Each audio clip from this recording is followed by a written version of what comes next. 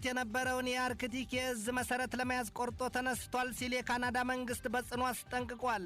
የሩሲያ የአየር መከላከያ የዩክሬንን ሰማይ ሙሉ በሙሉ እንደመረብ መጋረዱም ተነግሯል። በሌላም ዜና የሩሲያ ጦር የዩክሬን ዋና ከተማ በቅርብ ርቀት ከቦ ማድፈጡና በተለይም ከሁለት አቅጣጫዎች ወደ ኪየቭ መቃረቡን ከዚያ የሚወጡ ዘገባዎች ያሳያሉ። ዩክሬናውያኑ ጥርሳቸውን ነክሰው የሞት ሽረት ውጊያ ውስጥ ናቸው። የሩሲያ ጦር ታላላቅ የጦር ጀነራሎቹን ማጣቱም ይነገራል። ይህንኑ ርዕሰ ጉዳይ በዓለም አቀፉ ትንታኔ ዘገባችን መርጠን ተመልክተነዋል። ከትንታኔ ዘገባው ጋር ትዕግስቱ በቀለ ነኝ። በአውሮፓ አህጉር የቀድሞው የአሜሪካ ጦር አዛዥ ሜጀር ጀነራል ቤን ሆድ ዩክሬን ያንን የሀያል ሀገር ሀያልና ዘመናዊ የጦር ኃይል ገትራ ለቀናት ሳይሆን ለሳምንታት መዝለቁ አስደናቂ ትንግርት ነው ሲሉ የበኩላቸውን የቃላት መርዝ ረጭተዋል። አሁን ድፍን አሜሪካውያኑ የሩሲያን አጥቂነት የዩክሬንን ተጠቂነት መናገር አይፈልጉም። ብቻ ሩሲያን ጠምደዋታልና የመሰላቸውን አፍራሽ ቃል ይናገራሉ።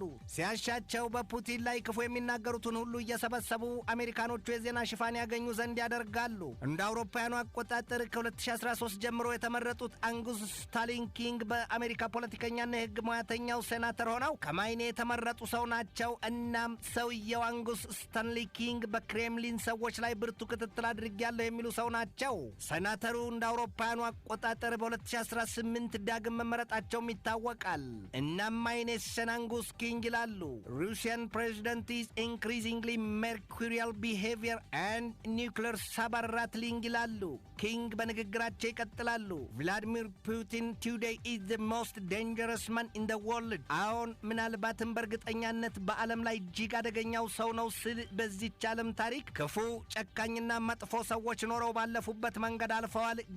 ግን አሉ ሰውየው ጥርሳቸውን ንክስ ልቅቅ እያደረጉ ቭላዲሚር ፑቲንን የመሰለናቸው የለሽ ጉድ የለም ሲሉ በደምሳሳው ገልጠዋቸዋል። ፑቲንን እንደ ኪንግ ሰፊና ጥልቅ ማብራሪያ ፑቲን ጭፍንም ምውርም የሆነ በትዕቢት የተነፋ ሆኖ ሩሲያን ዳግም አደራጅቶ የዓለም ልዕለ ኃያል የማድረግ ግብ አለው። እሱ ያቀደው ካልሆነለትም የተቀመጠው ግዙፍ የኒውክሌር ኃይለኛ ፈረስ ላይ ነውና አንድ ቀን ቁልፉን ብቻ ተጭኖ ድፍን ዓለምን በቅጽበት ያዳርሰዋል ሲሉ ያጠፋታል ለማለት መሆኑ ነው። በዚያ ሐሳብ ገልጠዋል። ባለፈው ጥር ወር ይኸው አዲሱ የነርሱ የአውሮፓውያኑ ዓመት በባተ ከጥቂት ቀን በኋላ የሩሲያ፣ የአሜሪካ፣ የፈረንሳይ፣ የቻይናና የእንግሊዝ መንግስታት የውሾን ነገር ያነሳ ሲሉ የኒውክሌር ጦርነት ማድረግ ዋጋ የለውም፣ አሸናፊም ተሸናፊም ወገን አይለይበትምና ማለታቸው አይዘነጋም።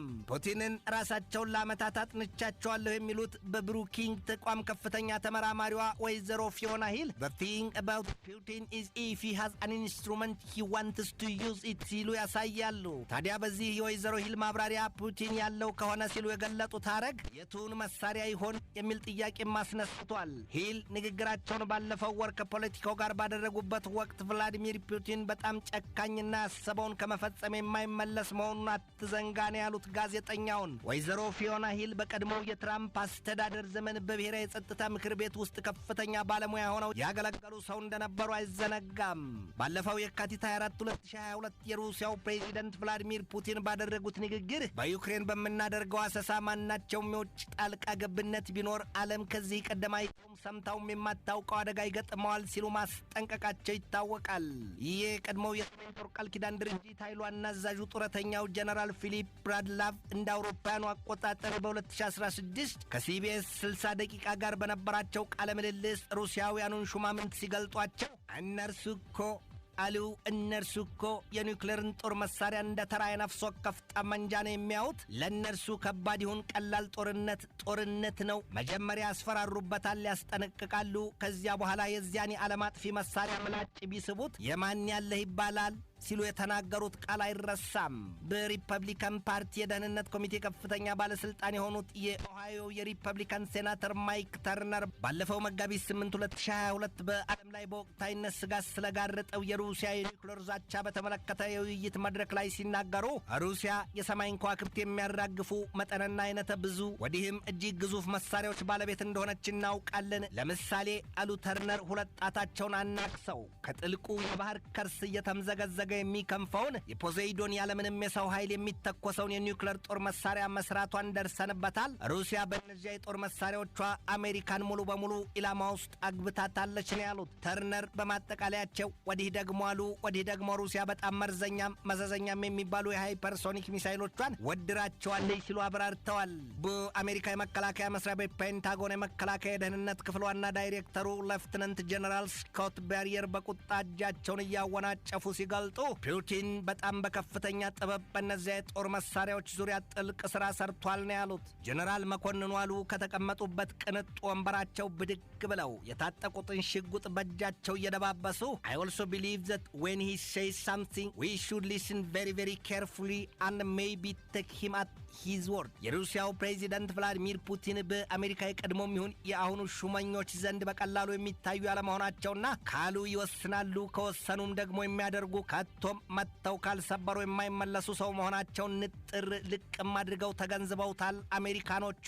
አሜሪካኑ ግን ዛሬም ቢሆን ሩሲያን አቅልሎ የሚስል የቃላት እርሳሱን ያነሳል። ልባቸው ደግሞ በፍርሃት መራድ ብቻ ሳይሆን ድንገቱን ቅልጥ እያለባቸው መሆኑ እየሾለከ ይታይባቸዋል። ያኔ እንደ አውሮፓውያኑ አቆጣጠር በ1990 ነሐሴ ወር ሰዳም ሁሴን እጅግ ከባድ የተባለላቸውን ታንኮቻቸውን አሰማርተው ኩዌትን ሲከቡና ኩዌት 19ኛ ግዛታችን ናት ብለው ዓለምን የግራ ሲገምዱ በዚያን ጊዜ የነበሩት የአሜሪካው ፕሬዚደንት ሆርበርት ዎከር ቡሽ በኢራቁ ፕሬዚደንት ላይ ይፋዊ ጦርነት ማወጃቸው ባይዘነጋም ታዲያ ግን ቡሽ ያኔም የ28 ሀገራትን ጦር አዋጥተው መታ ነጋሪት ክተት ሰራዊት ማለታቸው አይዘነጋም። ከ30 ዓመታት በኋላ በዚህ በተያዘው የአውሮፓውያኑ 2022 ፕሬዚደንት ጆሴፍ ሮቢኔት ባይደን ተመሳሳዩ ገጥሟቸው ይይዙት ይጨብጡት ጠፍቷቸዋል። ብቻ ባይደን ዙሪያውን እያሉ የፑቲንን ደንታቢስነትና አደገኛነት መግለጥ ይዘዋል። ባይደን አሉ በአንድ ወቅት ይሄ አሉ ፑቲንን መሆኑ ነው the long time Russian leader is displaying just the right degree of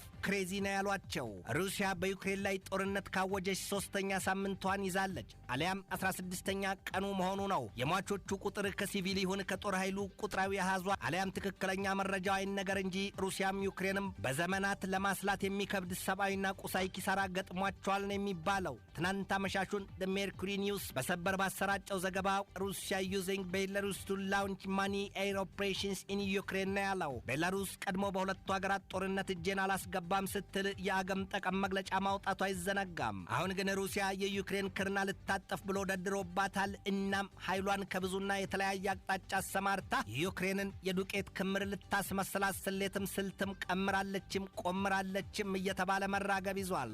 ሩሲያ የጦር አውሮፕላኖቿን በወዳጅ አገሯ ቤላሩስ አድርጋ በዩክሬን ምድር እንደ ክረምት በረዶ ሳትቶን ልታዘንብ የመሰናዳቷ ዜና ነው የተሰማው። ይህንን የሩሲያን እቅድና አቋም ደርሼበታለሁ ሲል ያወጣው የሰሜን ጦር ቃል ኪዳን ድርጅት ኔቶ የደህንነትና የመረጃ ክፍል ነው።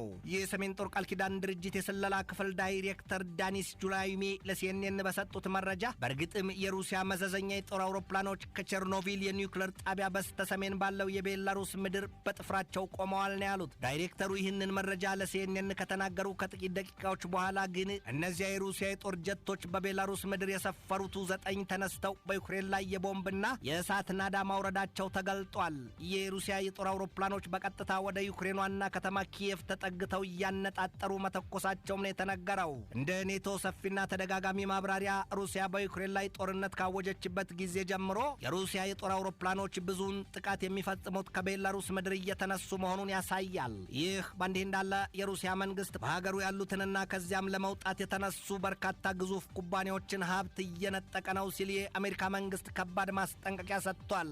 የካናዳ መንግስትም በበኩሉ የሩሲያ መንግስት በቀድሞ የሶቪየት ህብረት ዘመን ይዞት የነበረውን የአርክቲክ ማዘዣ ለመስጠቅለል ቆርጦ ተነስቷል ሲል ማስጠንቀቁ ተሰምቷል። ያኔ በዚያ በቀዝቃዛው ጦርነት ዘመን ሶቪየት ህብረት የሰሜናዊውን የአርክቲክ ክበብ ዳግም መልሶ ለመቆጣጠር ቆርጦ መነሳቱን እናውቃለን ያሉት የካናዳው የጦር ኃይል ዋና አዛዥ ጀነራል ዋይኔ ኢር የሩሲያ መንግስት ያንን ተገብራለሁ የሚል ከሆነ ዓለም በአርክቲክ ከምታውቀው በረዶ ይልቅ የእሳት ኳስ ይስፈነጥርበታል ምን ያሉት የሩሲያ የአየር መቃወሚያ በዩክሬን ሰማይ ላይ እንደ መረብ ሽፍን እንደ እንቁላል ድፍን አድርጎ መያዙን ዛሬ ከወደዚያው ዘ ናሽናል ኢንተረስት ያወጣው ዘገባ ያሳያል። ኢንዲያ ቱዴይ በበኩሉ አጣርቻለሁ ባለበት ዘገባው የሩሲያ ጦር በሰሜናዊ ምስራቅ የኪየቭ አቅጣጫ በሁለት ግንባር መቃረቡን ገልጧል። ዩክሬናውያኑ በከፍተኛ ወኔና የውጊያ ብቃት እየጣሉ ወድቀዋል በሚባልለት በዚህ ወቅት ታዲያ በሩሲያ ላይ ከፍተኛ የሆነ ሰብአዊ ኪሳራ ማድረሳቸውም ተነግሯል። በሩሲያ የሰባተኛው አየር ወለድ ክፍለ ጦር አዛዥ ሜጀር ጀነራል አንድሬይ ስኮይቬትስኪ መገደላቸው ታውቋል። የጀነራሉን መገደል ማረጋገጫ የተሰጠው በደቡባዊ ሩሲያ የክራስናዶስ ግዛት ባለስልጣናት ናቸው።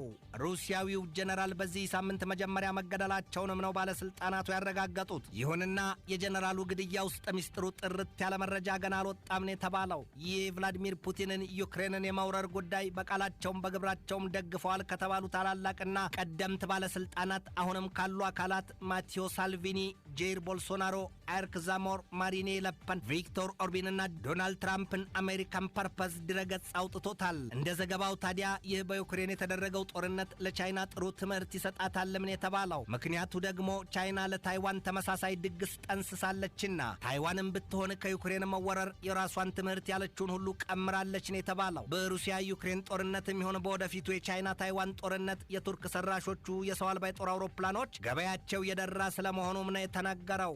ያንዱ ቤት ሲቃጠል ለአንዱ ቤት ዓለም ነው ይሉትን ሆኖ ትንታኔ ዘገባውን ስናዘጋጅ በዋቢነት ናሽናል ኢንተረስትን፣ ኒውስ ዊክን፣ ዴይሊ ፖስትንና ዋሽንግተን ኤግዛማይነርን ተጠቅመናል።